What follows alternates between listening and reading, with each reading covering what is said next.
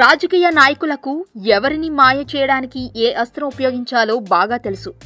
రాజకీయంలో ఏ పరిస్థితిని ఎలా నెగ్గుకు రావాలో తెలియడం చాలా ముఖ్యం. అయితే రాజకీయ చాణక్యంలో సుదీర్ఘమైన అనుభవం ఉన్నవారు చంద్రబాబు నాయుడు.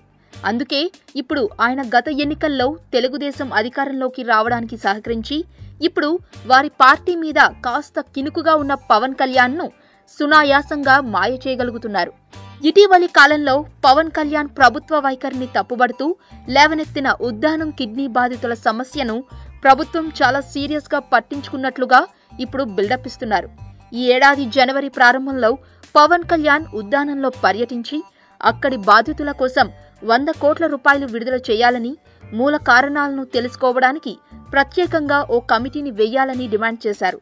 ప్రభుత్వం ఆ తర్వాత ఏదో మొక్కుబడి చర్యలతో మమ అనిపించింది. ఇప్పుడు మళ్లీ అదే మొక్కుబడి చర్యల గురించే కేబినెట్ సమావేశంలో ప్రత్యేకంగా ఒక తీర్మానం చేసి కాపు ఉద్యమం ఉధృతం కాబోతున్న సమయంలో పవన్ కళ్యాణ్ను తమకు అనుకూలంగా మార్చుకోవడానికి ప్రయత్నిస్తుంది. ఉద్దానం సమస్య మీద పవన్తో భేటీ కావడానికి చంద్రబాబు చూస్తున్నట్లు వార్తలు వస్తున్నాయి.